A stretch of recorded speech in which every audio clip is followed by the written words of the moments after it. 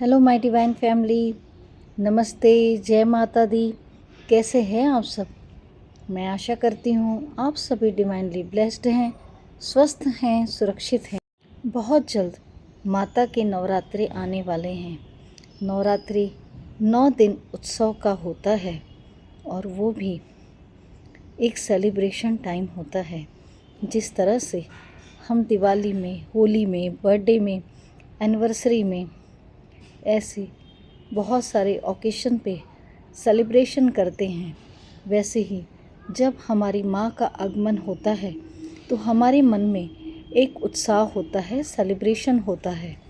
आज के इस वीडियो में हम जानेंगे उस सेलिब्रेशन को और भी सकारात्मक ऊर्जा से हम कैसे भरें, क्या ऐसी तैयारी करें जिससे हम अपनी नवरात्रि को बहुत ही सकारात्मकता से मना सके।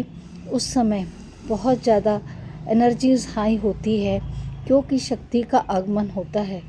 शक्ति का आगमन जब हमारे घर में होता है उससे पहले हमें कुछ कार्य अवश्य करने होते हैं। जानते हैं वो क्या कार्य हैं? वीडियो के अंत तक ज़रूर बने रहिए, जिससे आप छोटे छोटे उपाय जान सकेंगे, जिससे आप अपनी नवरात्रि बहुत अच्छे से सेलिब्रेट कर सकें। जिस तरह दिवाली के समय माँ लक्ष्मी के स्वागत के लिए हम घर के कोने कोने की साफ़ सफाई करते हैं, जिससे माँ लक्ष्मी की कृपा हम पर बनी रहे, तो हमें ऐसे ही नवरात्रि में अच्छे से घर क्लीनिंग करनी चाहिए, जिससे कि हर तरफ सकारात्मकता हो और हमें सिद्धि का वरदान प्राप्त हो, हमें भी माँ की कृपा और शक्ति प्राप्त हो। जिस तरह से घर में जब किसी का बर्थडे, एनिवर्सरी या कोई शादी का समय होता है तो हम बहुत पहले से तैयारियां करते हैं कि बर्थडे में क्या क्या ऑर्गेनाइज़ करना है, क्या क्या बनाना है, कैसे डेकोरेशन करना है। वैसे ही नवरात्रि के लिए हमें सब कुछ पहले से प्री प्लान करना चाहिए। सबसे पहले घर के मेन डोर से साफ़ सफाई आप स्टार्ट कीजिए। मेन डोर पे अगर कोई क्लटर रखा है, कोई टूटा फूटा सामान, जूते चप्पल आदि रखे हैं, तो वो सब वहाँ से हटा दीजिए। घर के मुख्य द्वार की साफ़ सफाई अच्छे से कीजिए, डोर वगैरह पोंछ दीजिए। अगर आपके मेन डोर के पास पेड़ पौधे हैं और कोई पेड़ पौधा सूख गया है तो उसे वहाँ से हटा दीजिए। आपका डोर मैट यानी कि पैरदान अगर फट गया है, ख़राब हो गया है, तो उसे फेंक दीजिए, और अगर वह सही है, उसे फेंकने की आवश्यकता नहीं है, तो एटलीस्ट कम से कम उसे वॉश कर लीजिए। फिर हम आते हैं किचन पर। किचन की अच्छे से क्लिनजिंग कीजिए, क्योंकि वहाँ माता के लिए रोज़ भोग बनेगा, माँ अन्नपूर्णा भी आएंगी, तो आपको सबसे पहले किचन को क्लीन करना है। जो भी ऐसा सामान है कि कोई क्रॉकरी क्रैक हो गई है, टूट फूट गई है, टूटे फूटे बर्तन हैं, तो उसे हटा दीजिए, अच्छे से वहाँ की साफ़ सफाई कर लीजिए। इसके अलावा घर में जो स्विच बोर्ड्स वगैरह होते हैं, ट्यूबलाइट्स होते हैं, फैंस होते हैं, उन सब की भी डस्टिंग करिए, उन सब को भी अच्छे से साफ़ सफाई कीजिए जो हर कमरे में लगे हुए हैं। आपके यहाँ जो भी फर्नीचर वगैरह हैं उसकी साफ़ सफाई भी आप कर लीजिए। आज से नवरात्रि तक प्रतिदिन घर में कपूर जलाइए, कपूर का अरोमा कीजिए। सेज अगर आप यूज़ करते हैं तो सेज से क्लिनजिंग कीजिए, सेज यूज़ नहीं करते हैं तो अगरबत्ती से, धूप से घर में क्लिनजिंग ज़रूर कीजिए। धूप होगा आपके यहाँ, धूप बत्ती जलाते होंगे, तो जब आप उसका धुआं घर में, पूरे घर में जब लेकर घूमते हैं या कपूर लेकर घूमते हैं, तो विजुलाइज़ कीजिए कि आपके घर की हर नकारात्मकता दूर हो रही है। सब कुछ एयर से यूनिवर्स की ओर जा रहा है, आपके घर से हर नकारात्मकता दूर हो रही है। इसके अलावा दोनों टाइम भगवान के पास दिया ज़रूर जलाएं। घर के मुख्य द्वार पर शाम को दिया अवश्य जलाएं। प्रतिदिन घर की साफ़ सफाई होने के बाद घर के मुख्य द्वार के दोनों ओर स्वस्तिक अवश्य बनाएं। आप जो भी यूज़ करते हैं, कुमकुम, हल्दी, केसर मिलाकर आप जैसे स्वस्तिक बनाते हैं, घर के मुख्य द्वार के दोनों ओर स्वस्तिक अवश्य बनाएं। अगर ऐसा लगता है कि वहाँ स्वस्तिक बनने से किसी का पैर लगेगा तो आप डोर के दोनों कॉर्नर पे बना दीजिए, या फिर छोटा छोटा कुमकुम से तिलक वहाँ पर बना दीजिए, जिससे माँ का स्वागत अच्छे से आप कर सकेंगे। इसके अलावा प्रतिदिन घर में गंगा जल का छिड़काव आपको अवश्य करना है।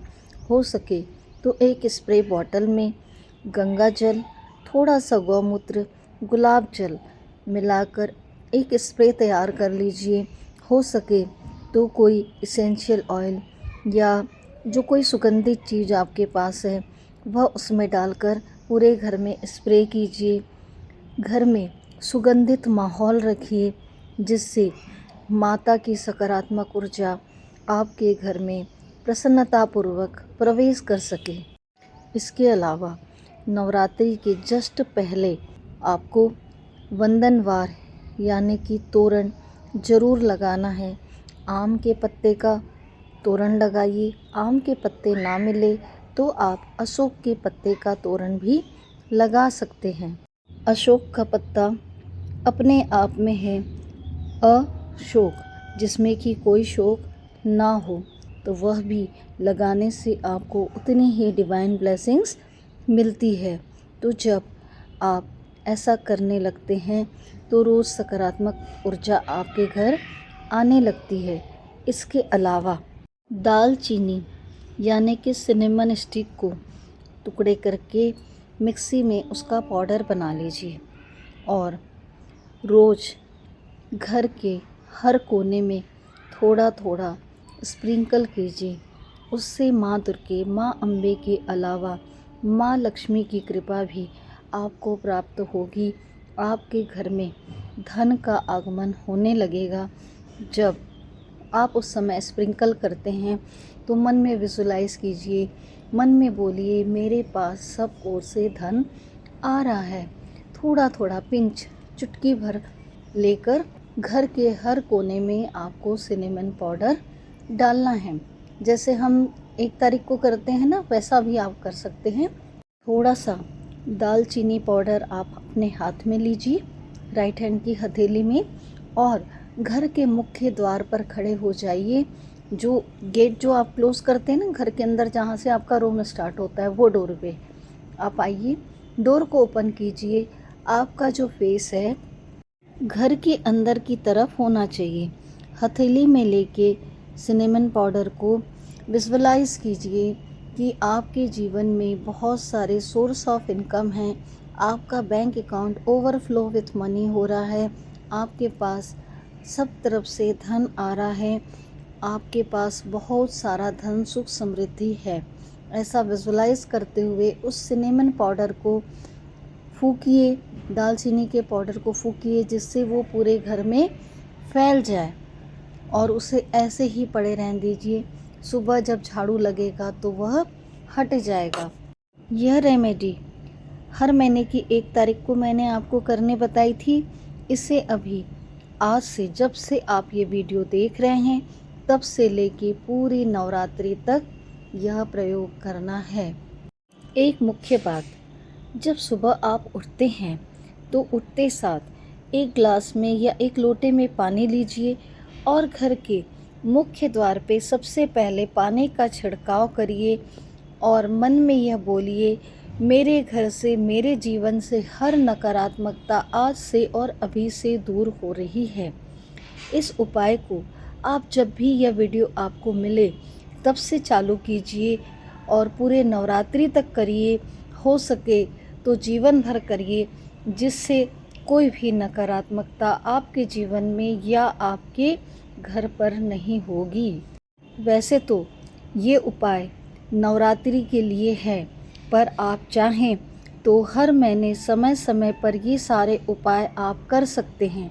सिर्फ दिवाली में ही क्यों घर की साफ़ सफाई करनी है? क्या सिर्फ दिवाली में ही हमें लक्ष्मी की, धन की आवश्यकता होती है? हमें जीवन भर धन की आवश्यकता होती है। इसलिए हमेशा जब भी हमें ऐसे लगे कि जो भी इलेक्ट्रॉनिक सामान हमारे उपयोग का नहीं है, सालों साल से बंद पड़ा है, उसे घर से हटा दीजिए। जूते, चप्पल, टूटा फूटा सामान घर से हटा दीजिए। जो भी ज़रूरत की चीज़ें नहीं हैं उसे इकट्ठा करके मत रखिए कि कभी काम आएगा। वो एक एनर्जी क्रिएट होते रहती है जिससे हमारे जीवन में परेशानियां बढ़ती है और हम समझ नहीं पाते हैं कि जीवन में परेशानियां क्यों हैं। इसके अलावा अगर आपका मंदिर रूम सेपरेट है या कोई एक ऐसी जगह है जहाँ पे आपने पूजा स्थान बना रखा है, तो वहाँ से अच्छे से साफ़ सफाई कीजिए। सभी भगवान को अच्छे से भाव से पूछिए। उनका जो भी रिश्ता आपने अपने दिल से, अपने भाव से उनके साथ बनाया है, इष्ट देव, कुलदेवी, कुल देवता, कोई कहता है कान्हा जी मेरे पुत्र हैं, कान्हा जी मेरे मित्र हैं, गणपति मेरा पुत्र है, माता दुर्गा मेरी माँ है, माँ श्यामा काली माँ मेरी माँ है। इस तरह से आपने अपने प्रभु से, ईश्वर से, गॉड से जो भी रिश्ता बनाया है, उनके साथ प्यार से, वो भाव से अच्छे से सब डस्टिंग करिए। सारे फ़ोटोज़ वगैरह अच्छे से पोंछिए। और अगर पूजा रूम अलग है तो हो सके तो उसे पेंट कर लीजिए और अच्छे से साफ़ सफाई करके मंदिर रूम में गंगा जल वगैरह का छिड़काव करके प्रतिदिन पूजा करिए। घर में सकारात्मक ऊर्जा रखिए। संध्या की समय जब दिन ढलने को होता है, ना जब अंधेरा होता है ना जब उजाला होता है, उस समय में दीपक जलाना बहुत ही अच्छा होता है कि घर के मुख्य द्वार के पास आप एक घी का दिया जलाकर रखें, जिससे आपको माँ लक्ष्मी की कृपा प्राप्त होती है। कहते हैं शाम का वो समय होता है, वो ईश्वर के आने का समय होता है। तो जब भी ईश्वर की आराधना पूजा आप करें, पूरे दिल से, भाव से करें। जैसे हम सोचते हैं कि हमारे परिवार के किसी सदस्य को कोई कष्ट ना हो, तो जब हम उन्हें अपने घर में, अपने हृदय में स्थान देते हैं, तो वो भाव लाइए कि उन्हें भी कोई कष्ट ना हो। जब आप कुछ खाएं तो अपने प्रभु को भी याद करिए, उनका शुक्रगुजार होइए। और जब काम में जाएं तब भी उन्हें साथ लेके जाइए। सुबह रोज़ विनती करिए कि हे प्रभु, हे मेरी माता रानी, मेरे परिवार की रक्षा की जिम्मेदारी आपकी है। आज का मेरा पूरा दिन आपकी योजना के अनुसार बीते, मेरा हर कार्य समय पर पूर्ण हो, मेरे हर कार्य की जिम्मेदारी मैं आपको सौंपती हूँ। फिर देखिए आपका जीवन कितने जल्दी बदल जाएगा। आप यकीन मानिए, आपका भाव जुड़ना बहुत ज़रूरी है। सिर्फ दिया जलाने से या अगरबत्ती घुमाने से पूजा नहीं होती है। आपके अंदर से वो इमोशन, वो भाव उनके प्रति आने चाहिए कि अगर आपको भूख लगी है तो आपको वो भाव आना चाहिए कि आपकी माता रानी को भी भूख लगी होगी, मेरी माँ भी भूखी होगी, चलो पहले मैं उनको कुछ खिलाती हूँ फिर मैं खाऊंगी। आपको प्यास लग रही है तो फील कीजिए कि आपकी माता रानी को भी प्यास लग रही है, उन्हें भी मैं जल दूँ। इस तरह से जब एकदम माँ की तरह आपका भाव उनके लिए उत्पन्न होगा तो आप उनकी विशेष कृपा प्राप्त करेंगे। कष्ट आपको हो रहा है तो सोचिए कि गर्मी में अगर आपको कष्ट हो रहा है तो मेरी माँ को भी गर्मी लग रही होगी। जब आपको ठंड लगती है तो सोचिए मेरी माँ को भी ठंड लग रही होगी, मैं उन्हें शॉल ओढ़ा देती हूँ। तो आप जिस भी देवी देवता से, माता रानी से, भोलेनाथ जी से, कान्हा जी से, गणपति जी से, जिनसे भी आप जुड़े हैं, उनके लिए दिल से वो भाव लाइए और उस भाव से उनकी सेवा कीजिए। उसके बाद देखिएगा आपका जीवन कितना चमत्कारिक रूप से बदल जाता है। तो दोस्तों, ये थे छोटे छोटे उपाय जो आपको नवरात्रि से पहले भी करने चाहिए और हमेशा कर सके तो बहुत ही अच्छा है। साथ ही ईश्वर से जुड़ने के लिए आपका भाव कैसा होना चाहिए। आज की वीडियो में बस इतना ही। फिर मिलते हैं बहुत जल्द एक नए वीडियो के साथ। वीडियो के अंत तक बने रहने के लिए, आप सभी की आशीर्वाद के लिए मैं दिल से आप सभी का धन्यवाद करती हूँ। अपना प्यार और साथ यूं ही मेरे साथ बनाए रखिए। माता रानी की कृपा हम सब पर बनी रहे, ऐसी मैं माता रानी से प्रार्थना करती हूँ। जय माता दी।